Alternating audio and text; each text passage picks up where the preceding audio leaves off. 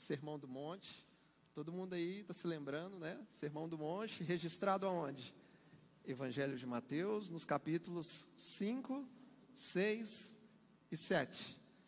Então, no último domingo, nós finalizamos as bem-aventuranças. Foram 8 bem-aventuranças. Então, nós vamos prosseguir nesta noite com o capítulo 5. E o tema da mensagem esta noite é a influência da igreja na sociedade. É sobre isso que nós falaremos. Por gentileza, abra comigo a sua Bíblia, Evangelho de Mateus, capítulo 5, dos versos 13 a 16. Mateus, capítulo 5, dos versos 13 a 16, palavras do nosso Senhor Jesus, e diz assim o texto: vocês são o sal da terra. Ora, se o sal vier a ser insípido, como lhe restaurar o sabor? Para nada mais presta, senão para, lançado fora, ser pisado pelos homens. Vocês são a luz do mundo. Não se pode esconder uma cidade situada no alto de um monte, nem se acende uma lamparina para colocá-la debaixo de um cesto, mas num lugar adequado, onde ilumina bem todos os que estão na casa. Verso 16. Assim brilhe também a luz de vocês diante dos outros, para que vejam as boas obras que vocês fazem e glorifiquem o Pai de vocês que está nos céus. Apenas até aí, feche seus olhos por um instante. Pai, a sua palavra foi lida nesta noite e nós te agradecemos pela riqueza, pela beleza que nos foi entregue. Te agradecemos pela revelação do Senhor que chegou a cada um de nós, aonde o Senhor se fez conhecido. E nós te suplicamos que nesta noite, ó Pai, possamos ter a consciência, o entendimento transformado a respeito da nossa vocação profética de sermos sal da terra e luz do mundo. E que através do nosso caráter cristão, que através da nossa influência, que através das nossas ações na sociedade, o seu nome seja glorificado, Pai, apenas o seu nome. Por isso nós te pedimos nessa noite, muda o nosso coração, transforma o nosso entendimento, transforma as nossas vidas. Nós dizemos: eis-nos aqui, Senhor, envia-nos, usa-nos para o louvor do teu santo nome. Esse é o nosso desejo, Pai, nessa noite, em nome de Jesus, amém e amém. O que é que significa ser sal e luz? Basicamente, significa exercer influência. É exercer influência por meio de um bom testemunho. A metáfora de sermos sal e luz indica a maneira como os discípulos de Jesus devem estar inseridos e posicionados na realidade da vida. Isso significa que nós, como Igreja de Cristo, devemos exercer influência na sociedade para a glória de Deus, porque a igreja não existe para sofrer a influência do reino dos homens, mas existe para transmitir a influência do reino dos céus. Porque você foi resgatado do mundo, você hoje está presente no mundo, mas você não pertence a esse mundo. Ou seja, Deus te resgatou, te transformou e te enviou de volta para testemunhar o evangelho da graça de Deus. Portanto, a proposição dessa noite é: Deus nos chamou para exercer influência. Porque o reino dos céus já foi implantado. O reino dos céus já foi inaugurado a partir do sacrifício de Cristo. E se ele já foi inaugurado, Deus deseja que a cultura do reino dos céus invada a terra cada vez mais. Portanto, a pergunta que nós levantamos para reflexão nessa noite é a seguinte: como fazer com que a influência do reino dos céus possa invadir cada vez mais a nossa casa, o nosso trabalho, a nossa faculdade, a nossa cidade, para a glória de Deus Pai? Como é que a igreja vai conseguir exercer influência na sociedade para a glória de Deus Pai? E a resposta é: sendo sal da terra e luz do mundo. Então, a partir dessa premissa, começamos a entender o que é ser sal da terra. Jesus está afirmando aqui no verso 13 o seguinte: vocês são o sal da terra. E se o sal vier a ser insípido, ou seja, sem sabor, como o sabor poderá ser restaurado? Então esse sal não serve para mais nada, a não ser para ser jogado fora e pisado pelos homens. E o que significa essa figura de linguagem de ser sal da terra? Em primeiro lugar, nós precisamos voltar a analisar as propriedades do sal, para entendermos a plenitude desse comparativo. Porque, em primeiro lugar, sal é um elemento de preservação. Porque o sal, nós sabemos que ele é antisséptico e ele inibe qualquer decomposição. Certamente, quando Jesus pregou esse sermão, obviamente não existia freezer ou geladeira no contexto lá da Palestina do primeiro século. Então, naquela época, a única maneira de preservar os alimentos da decomposição era através do uso do sal. Porque o sal justamente impede o estado de putrefação. O sal impede o avanço da corrupção, porque nós sabemos que o sal, ele desidrata os micro-organismos. Quem gosta aí de uma boa carne seca, de um charque, de uma carne de sol, vai entender o que eu estou falando. Portanto, a igreja, como sal desta terra, ela de fato, profeticamente, impede a total decomposição deste mundo. A sociedade ainda não se autodestruiu por completo, porque a igreja ainda está aqui preservando aquilo que existe de bom. Ou seja, assim como o sal impede a putrefação, assim como o sal impede o avanço da corrupção, da mesma maneira a igreja existe para impedir o avanço da maldade. É por isso que a igreja deve estar presente na sociedade. Por quê? Porque a presença da igreja preserva. A presença da igreja elimina impurezas. A presença da igreja impede o avanço da maldade. Se existe alguma injustiça ou maldade nos ambientes em que frequentamos, nós, como cristãos, devemos ser os elementos antissépticos, aqueles elementos purificadores desses ambientes, porque a simples presença de um cristão em um determinado ambiente deveria inibir qualquer manifestação de impureza e de imoralidade.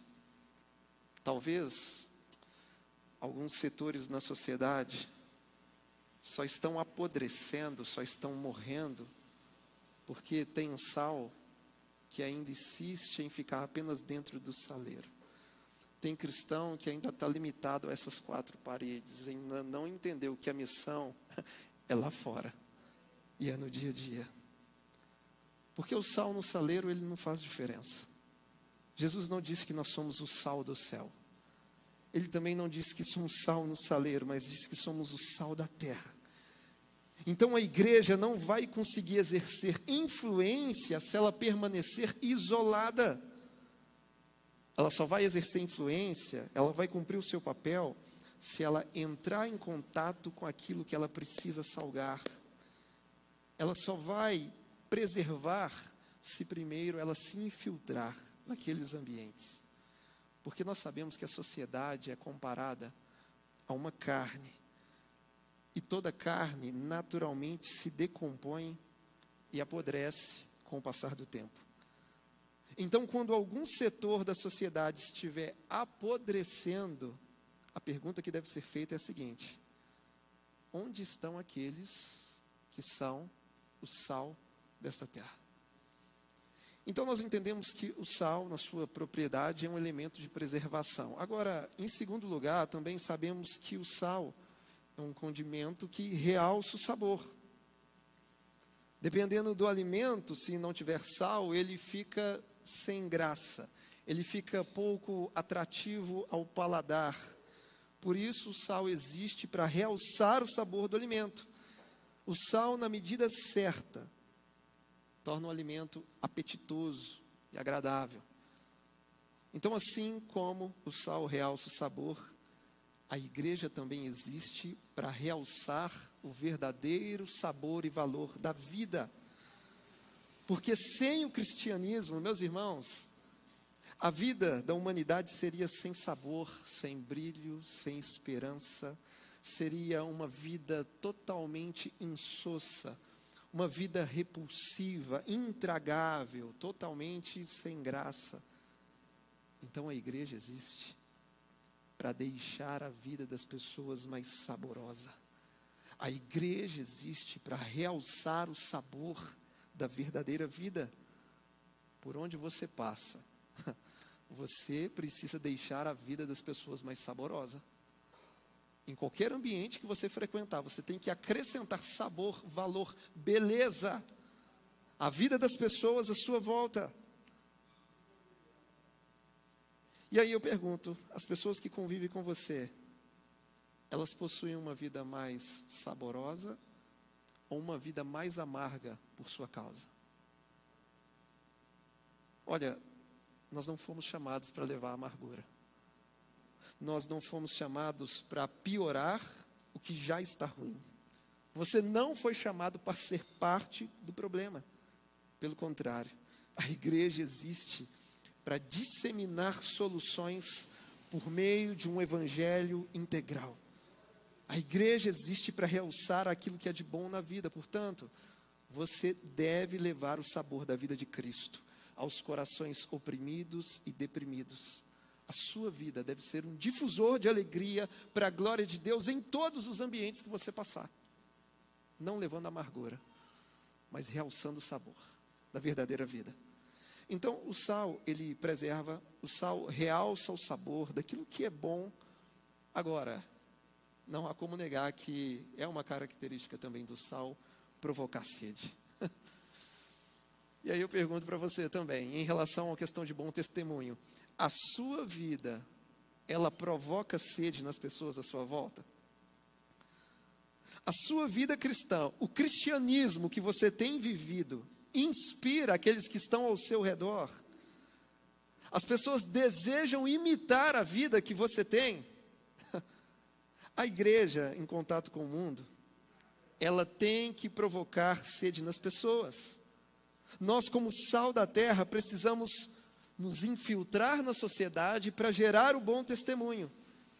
E quando as pessoas observarem o nosso bom testemunho, elas vão poder dizer: ei, Luiz, eu tenho sede dessa paz que você carrega. João, eu tenho uma sede da alegria que você tem. Eu tenho uma sede, Jefferson, desse amor que você exala. Então eu quero beber dessa água que você bebeu, porque eu não estou entendendo, todo mundo passa pelos mesmos problemas, mas quando eu olho para você, você tem plenitude de paz. Como que é isso? O nosso bom testemunho precisa provocar sede nas pessoas. E quando as pessoas sedentas se aproximarem de nós, por causa do bom testemunho, aí sim nós apresentaremos a ela a verdadeira fonte capaz de saciar o coração humano, que é Cristo. Jesus é a fonte. Ele diz no Evangelho de João: se alguém tem sede, venha a mim e beba. E quem crê em mim, como diz a Escritura, do seu interior fluirão rios de águas vivas. É isso que a palavra nos diz em Apocalipse 22, verso 17. Aquele que tem sede, venha. E quem quiser, beba de graça da água da vida. Ah, meu irmão. A igreja precisa utilizar de suas principais ferramentas de evangelização, e a principal é o bom testemunho. A igreja provoca a sede e ao mesmo tempo oferece de graça aquele que é a água da vida. Porque a sede do bom testemunho fará com que os perdidos se aproximem de nós. E o que nos resta é apresentar Cristo a cada uma delas.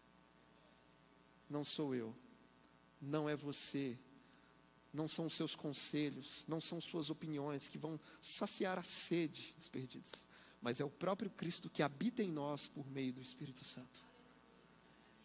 E por fim, ainda no verso 13, falando de sal, Jesus diz que se o sal vier a ser insípido, como é que a gente faz para restaurar o sabor dele?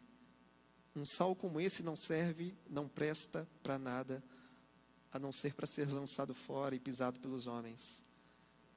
Eu entendo com isso que, se você se diz cristão, mas não se interessa em impedir o avanço da maldade, se você não realça diante das pessoas o valor da vida, se você não tem, por meio da sua vida, um bom testemunho ao ponto de provocar sede nas pessoas, sinto muito lhe dizer, mas você é sal sem sabor.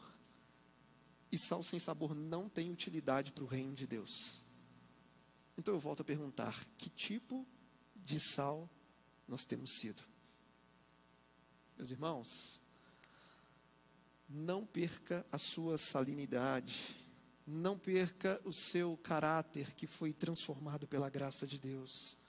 Ou você exerce influência sobre o mundo, ou o mundo está exercendo influência sobre você. Então, de que lado você está?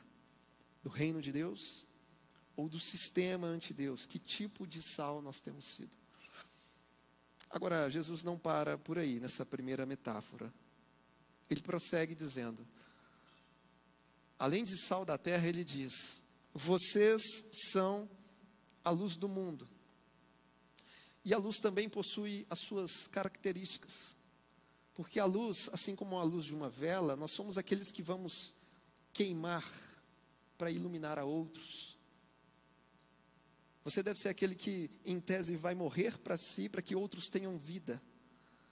A luz tem as suas características. Primeiro, luz é símbolo de direção, porque quem anda na luz sabe para onde vai, quem anda na luz não tropeça, quem anda na luz não erra o caminho. Então, luz é símbolo de direção.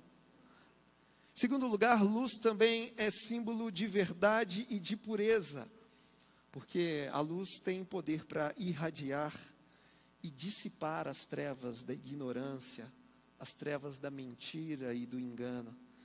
Enquanto as trevas tentam esconder a sujeira do pecado, a luz de Deus promove revelação e exposição daquilo que está errado para que seja corrigido para a glória de Deus.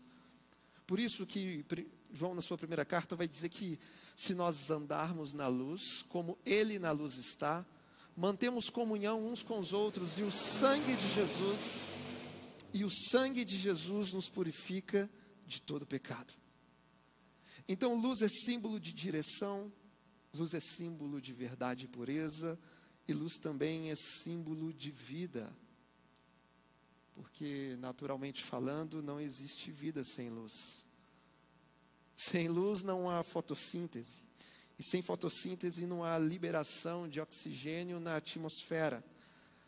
A igreja, como luz do mundo, ela se torna um corpo fotossintetizante que combate o gás carbônico da maldade e libera o oxigênio da vida de Cristo na sociedade.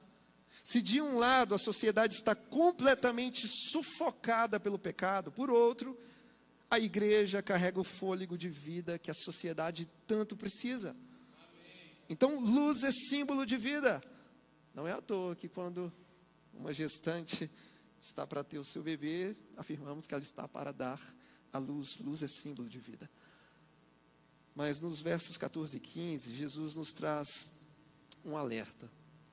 Ele diz que somos luz, contudo, essa luz não deve se esconder em hipótese alguma. Porque se a luz se esconde, ela perdeu o seu sentido de existir. Ela perdeu a razão de ser. Ela não está cumprindo muito bem o seu propósito. Então, luz não foi feita para ficar escondida. Então ele diz a partir do verso 14: vocês são a luz do mundo. Não se pode esconder uma cidade situada no alto de um monte, nem se acende uma lamparina para colocá-la debaixo de um cesto, mas num lugar adequado, onde ilumina bem todos os que estão na casa. A luz não deve ficar escondida, porque assim como o sal sem sabor não tem utilidade, uma luz escondida também não tem. O alerta de Jesus para mim e para você é o seguinte: ei, pare de se esconder. Se você já foi salvo pela graça, mediante a fé em Jesus, pare de se esconder, para de fingir que não é com você que Cristo está falando. Assuma a sua posição, assuma a sua identidade diante de Deus, de ser sal da terra e luz do mundo. O profeta Isaías disse que Jesus resplandecia a luz no seu tempo. Está lá em Isaías 9:2, quando diz: o povo que andava em trevas viu grande luz, e aos que viviam na região da sombra da morte, resplandeceu-lhes a luz. E hoje não pode ser diferente, porque ainda hoje existe um povo andando em trevas. Ainda hoje existe um povo habitando na região da sombra da morte. E nós como igreja precisamos imitar a Cristo e deixar que essa luz salvífica resplandeça sobre eles. Porque a igreja é como uma cidade fortificada no alto de um monte, aonde todos conseguem ver. A igreja no mundo é como a luz de um farol, trazendo esperança e direção àqueles que estão naufragando na tempestade da vida. Portanto, nós precisamos entender que a igreja não pode se esconder. A igreja não pode se isolar. A igreja não existe para formar guetos e viver dentro de uma bolha. Porque a igreja não é ponto de chegada, a igreja é ponto de partida. Você foi chamado para avançar e transformar.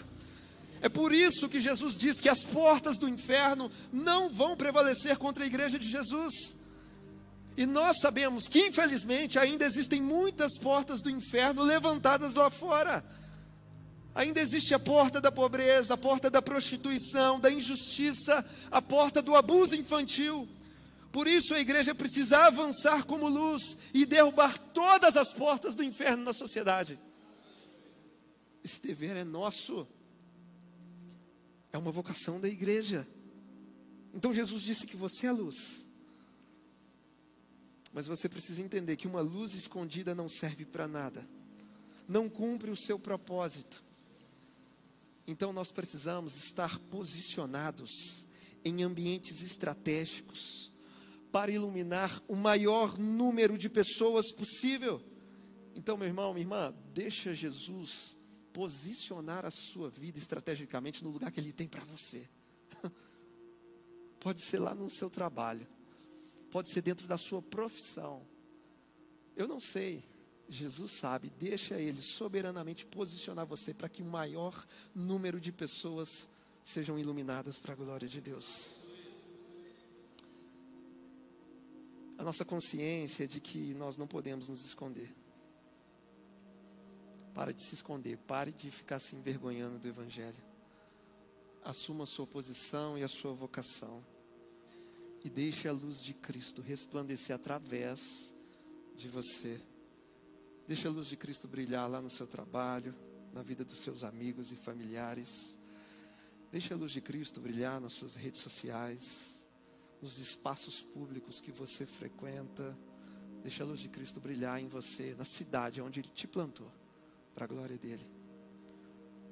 E o que Jesus nos traz como ensino é que, além de não podermos nos esconder, o verso 16 nos leva a entender que Deus, Ele é glorificado quando nós assumimos o nosso papel de sermos luz e realizarmos boas obras. O verso 16 diz: assim brilhe também a luz de vocês diante dos outros, para que vejam as boas obras que vocês fazem e glorifiquem o Pai de vocês que está nos céus. Aqui nesse texto, deixar a nossa luz brilhar, significa que a partir do Evangelho, devemos manifestar na sociedade, com bom testemunho e boas obras, para que Deus seja conhecido e glorificado.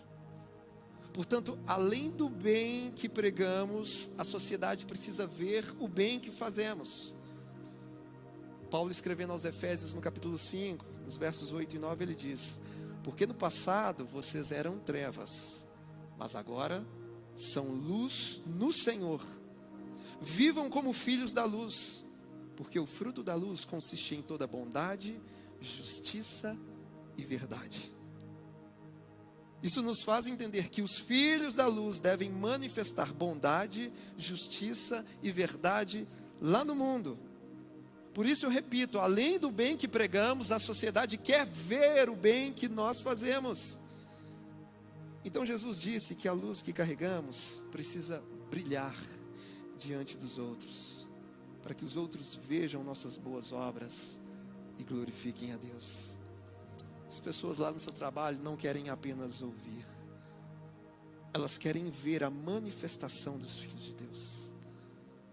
E aí Deus será glorificado na sociedade quando a gente parar de ficar só falando e realmente começar a fazer alguma coisa.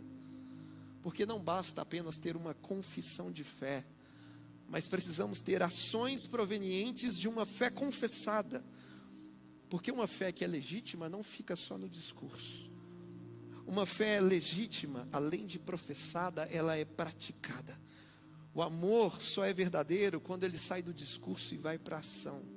Assim também, a fé só é viva e verdadeira se estiver acompanhada de boas obras. Porque se eu falo que tenho fé, mas não tenho obras, a minha fé é morta. E uma fé morta não salva ninguém. Portanto, se somos luz, precisamos manifestar publicamente nossas boas obras para que o mundo veja. Pois a luz, quando brilha, traz clareza, traz evidência. E isso significa que quando a ação da igreja está em evidência na sociedade, Deus é glorificado.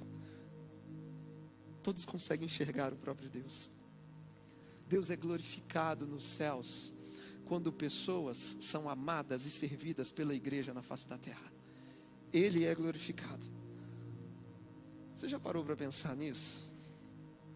O seu bom testemunho faz com que Deus seja glorificado. Portanto, nós devemos tomar cuidado com as nossas palavras, cuidado com as nossas ações e reações no dia a dia, cuidado com as nossas publicações, porque se elas forem boas, Deus vai ser glorificado. Mas se forem más, o evangelho será envergonhado. Paulo diz aos Filipenses: façam tudo sem murmurações e nem discussões, para que vocês sejam irrepreensíveis e puros, filhos de Deus inculpáveis no meio de uma geração pervertida e corrupta, na qual vocês brilham como luzeiros no mundo. Você já parou para se perguntar o que as pessoas à sua volta pensam a respeito de Deus, de Cristo e da sua igreja por sua causa? Por causa da vida que levamos, por causa do nosso testemunho, bom ou mau testemunho. Então, para encerrar, eu queria que você gravasse isso no seu coração. Ser sal e luz é exercer influência, porque aonde o sal chega, ele exerce influência. Aonde a luz chega, ela exerce influência. Por isso, a igreja de Jesus, e nós somos a igreja de Jesus precisa assumir sua vocação profética e influenciar a sociedade por meio de amor e serviço. A história da igreja nos provou que isso é real, que isso é possível. Quando olhamos para fundações assim como a Cruz Vermelha foi fundada por quem? Por um cristão chamado Henri Dunant. Muitos dos maiores artistas que tiveram grande influência no contexto das artes modernas, eles eram o quê? Eles eram cristãos. Eu posso citar na música Bach, Handel, Vivaldi. Na pintura eu posso citar Rembrandt. Na ciência, temos a contribuição de grandes cristãos como Galileu Galilei, Isaac Newton, Albert Einstein. O sistema educacional público moderno foi fundado por um cristão chamado João Calvino. O sistema universitário é uma invenção da igreja. A igreja criou o sistema universitário. As melhores universidades do mundo foram fundadas por cristãos. E eu vou citar a Academia de Genebra, Oxford, Cambridge, Yale, Princeton, Harvard. Muitos dos direitos civis nos Estados Unidos foram conquistados por um pastor batista chamado Martin Luther King Jr. A reforma protestante no século XVI trouxe benefícios sociais como economia, educação, liberdade e democracia. Você sabe o que é isso? É a igreja se manifestando e exercendo influência de maneira integral ao longo dos anos. Isso é ser sal da terra e luz do mundo. Porque infelizmente hoje, algumas pessoas ainda retroalimentam na mente um pensamento errado, um sofisma de que, para fazer a obra de Deus, eu preciso ter um microfone na mão. Para fazer a obra de Deus, eu tenho que me tornar um pastor e pregar para a igreja todo domingo. Não! Você não precisa disso. Você é um missionário por onde você vai. Em qualquer ambiente, você é um missionário de Deus. Meu irmão, você não precisa de um microfone para fazer o nome do Senhor ser glorificado. Então, se cada cristão em sua individualidade tiver essa consciência, então nós poderemos pulverizar a influência do reino dos céus na sociedade dos homens. Porque nós ocupamos posições, cargos, funções diferentes na sociedade. Tem irmãos que trabalham na padaria, na farmácia, no hospital. Para você que é motorista de aplicativo, professor, policial, você que é do ramo do marketing digital, não importa o setor, porque se dentro do ambiente que Deus te colocou, você exercer influência cristã, o reino dos céus vai invadir a cidade e Deus vai ser glorificado. A influência da igreja vai abraçar a cidade, porque a fé que professamos precisa ser visível lá fora na esfera pública, pois ser sal e luz é manifestar na terra aquilo que o nosso Deus é no céu. O seu cristianismo tem que ser visível nas atividades do dia a dia, nas decisões que você toma, no jeito que você trata as pessoas. Portanto, nós não podemos nos esconder. Precisamos assumir a nossa identidade pública de discípulos de Jesus Cristo. Mais uma vez eu pergunto, que tipo de sal temos sido? Que tipo de luz temos sido? Só lembrando que ser sal é impedir o avanço da maldade, impedir que a sociedade, os ambientes que você frequenta apodreçam. Ser sal é fazer com que a vida das pessoas seja mais saborosa, é levar alegria aos corações oprimidos e deprimidos, é ser um difusor de alegria e, por meio de um bom testemunho, provocar sede e oferecer às pessoas a verdadeira fonte que sacia a sede do coração humano. E ser luz é propagar o evangelho, é dissipar as trevas da ignorância, da mentira, do engano, do fake news. Ser luz é manifestar-se lá fora como um agente fotossintetizante que combate o gás carbônico da injustiça, da maldade, do pecado e libera nos ambientes o oxigênio da vida, que é o próprio Cristo Jesus. Ser luz é expor aquilo que está errado para que seja corrigido e Deus seja glorificado. Então a pergunta que eu faço é o seguinte: quem aqui nessa noite está disposto a assumir de fato a sua vocação de ser sal da terra e luz do mundo? Quem aqui está disposto a influenciar pessoas para a glória de Deus? Quem aqui essa noite deseja sinceramente ver a cultura do reino dos céus invadindo a nossa cidade? Então, meu irmão, pare de se esconder, pare de fugir, porque a igreja não é ponto de chegada, é ponto de partida. Você foi chamado para avançar e transformar.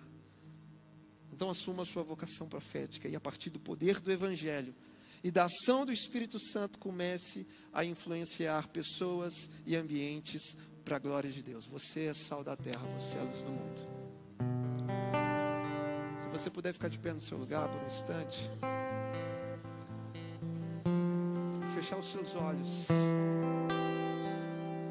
na consciência de que diante de Deus nós temos uma identidade, nós temos uma vocação, e que em nome de Jesus, que a partir desse domingo, o seu cristianismo seja visível na esfera pública, que a partir de hoje o seu cristianismo venha provocar sede nas pessoas lá fora.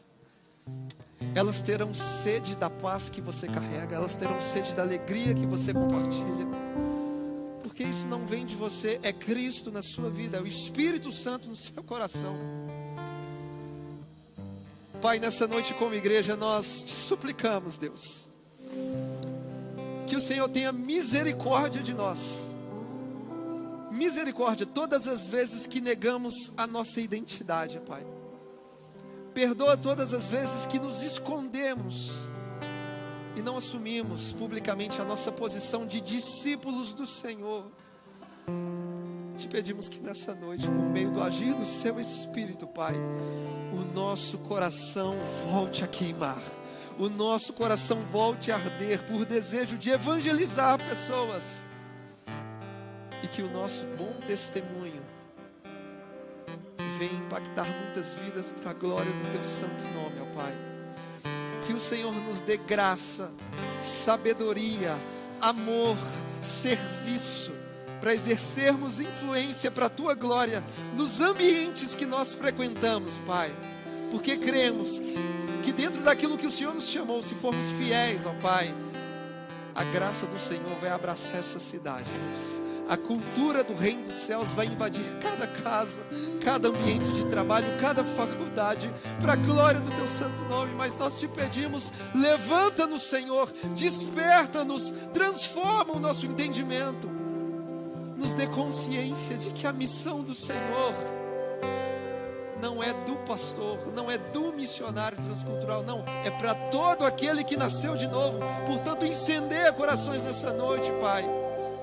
Arranca-nos do nosso comodismo, da nossa indiferença, porque a sociedade, além do bem que pregamos, ela deseja ver o bem que nós fazemos, Pai.